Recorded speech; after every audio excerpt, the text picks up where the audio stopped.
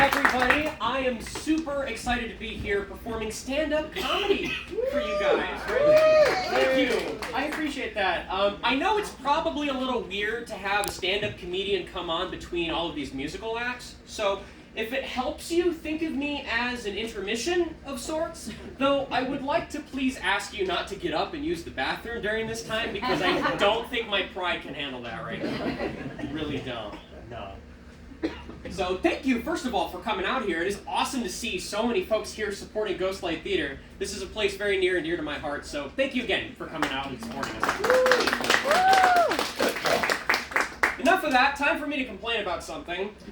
This is something that happened to me a couple of weeks ago, and I've been noticing this kind of thing happening more and more frequently, and I don't hear anybody talk about it, and I think we should start talking about it, right? So, the other week, I had a really poor day at work. Just an absolute horrible day. Anything that could possibly go wrong went wrong, right? So at my lunch break, I decided to do what I normally only do when I'm crying alone at 2 in the morning. I went to Taco Bell. Get some comfort food. You know, some of you know what it's like, yeah. So I pull up to the drive-thru and I get to the speaker, right? And this voice comes on, this wonderful woman comes on, and she goes, "Hi. Welcome to Taco Bell. How are you today?" And I just go, oh, my heart just melted immediately, right? Like, here I am having just the worst day of my life, and this wonderful saint of a woman comes on just to remind me that everything will be fine. So I say, you know what? I'm doing okay now. Thank you so much. How are you? And there's a nice pregnant pause, right? Before finally I hear, "I'm doing okay, what can we get for you, sir?" Hold on, wait a minute, can we rewind that? Where is the lovely lady that I was just talking to? I would like to talk to her. "Oh, you see, sir, that was actually a recording that plays whenever somebody drives up to the drive-thru." I'm like, so you mean to tell me that the absolute highlight of my week is completely fabricated? "That is correct, sir. Would you like a cheese and bean burrito today?" How dare you, first of all. Secondly, I'll take 6. It's been a day. That's for sure. And I don't know if anybody else here has this, but I get horribly anxious whenever it's these automated voices at the drive-thru, because I feel like I don't hear them correctly most of the time. Like, they trail off at the end, and I never know if I can just go ahead with my order, or if someone's going to chime in and be like, "Hey, we're not ready for you," and I'm just going to feel all anxious and horrible about my life, you know? Like, those kind of thoughts and anxieties are what runs through my mind whenever that happens. And I think a lot of that kind of stems from how I was when I was a kid. I was a very anxious child, right? And this really had nothing to do with how my folks raised me. It was just kind of something that I started to pick up on. Like, I became really nervous about breaking the rules at all. I was such a goody two-shoes. Let me tell you how much of a goody two-shoes I was. When I was in elementary school one day, in English class, I somehow managed to staple my thumb to a sheet of paper. I don't know if any of you have ever done that or anything like that, but it is not a fun experience. So here I am, little kid, thinking, oh, I'm dying, I need to go to the nurse. So I look over at my teacher, because I think I need to ask permission first. And here she is, there's a line of 5 kids waiting to talk to her. So what do? Stick myself at the end of that line, and I wait patiently, you know. So I finally get up to her to ask her if I can go to the nurse, and she's like, "Joey, what? You don't even need to ask, just go. Next time, just go straight to the nurse." And I thought, wow, gee, thanks, Miss Page, for believing there'll be a next time I do this. That's really sweet. There wasn't, for the record. I did learn my lesson. I have never touched a stapler since. That's a fact. My friends teased me for a long time about that. They called me Staples at the store. You know, some of them called me Office Max, too, which I thought was a lot less clever. It would have been clever if my name was Max, or if the store was Office Joey, but it wasn't, so it just felt really weird, I thought too. It's always our friends, right, that know how to cut to us, make us feel really bad about ourselves. I think that's something that, as a society, we should start moving away from. You know, I think our friends should be there to pick us up and support us. And I find myself feeling extremely lucky and extremely blessed at myself right now because I have a wonderful group of friends. Super supportive. Some of them I'm sharing the stage with. Some of them are out here in the crowd.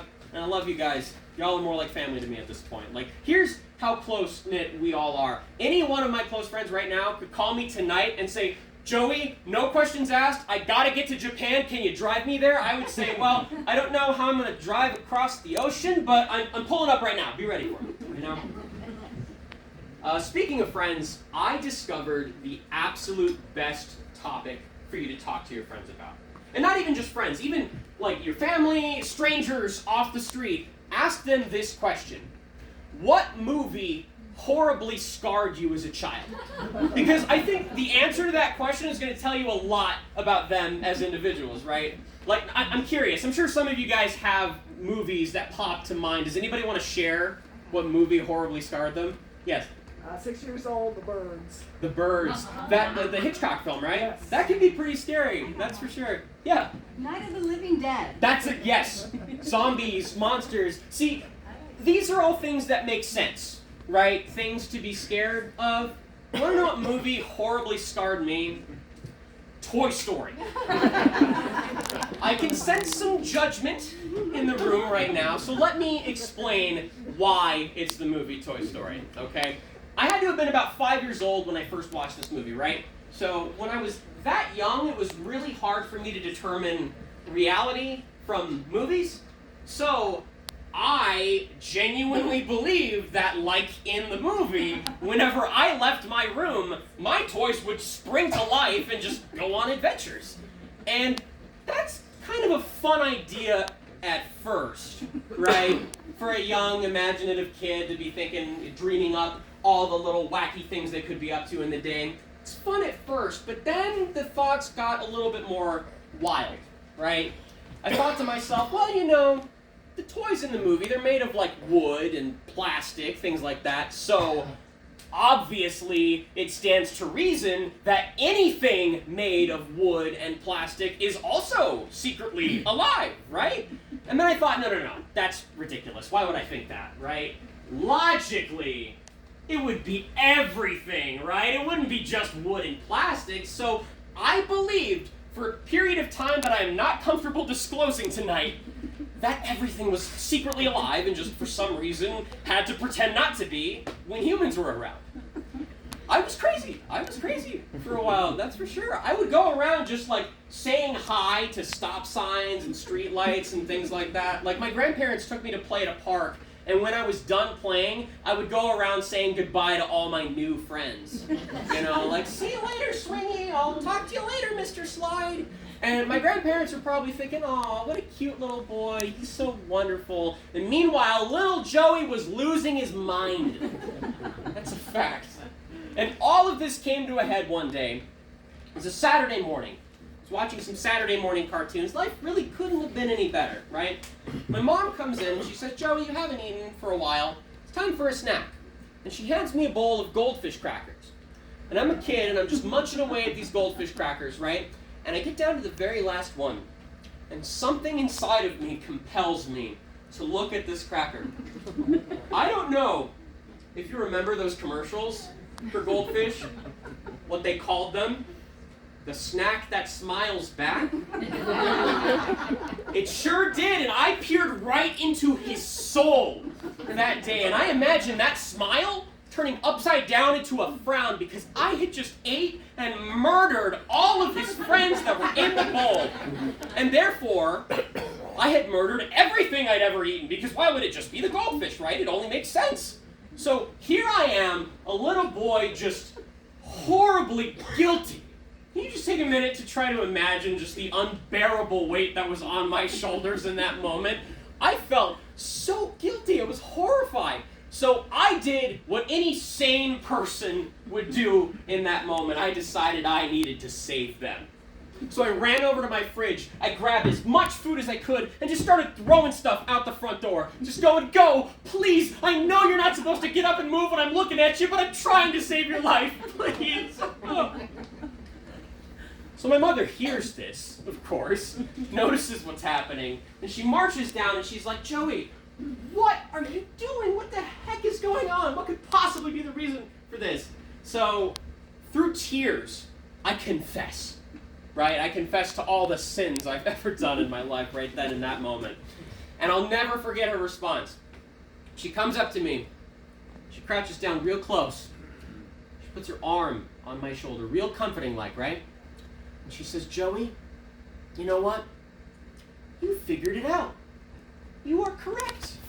They are alive, but you shouldn't feel bad because you didn't crush their hopes and dreams by eating them. In fact, you helped them realize it because they know that they were put on this planet to provide us with nutrients so that we may grow big and strong. Don't deny them their purpose. Eat your food, Joey. And I tell you, from that day on, there was never even a speck of broccoli left on my plate. That's for sure. Thank you guys. That's my time. You have been wonderful. Thank you guys so much. I also do birthdays, weddings, funerals, even if you want, just let me know. And next up to the stage will be the lovely Mr. Richard Vines, everybody.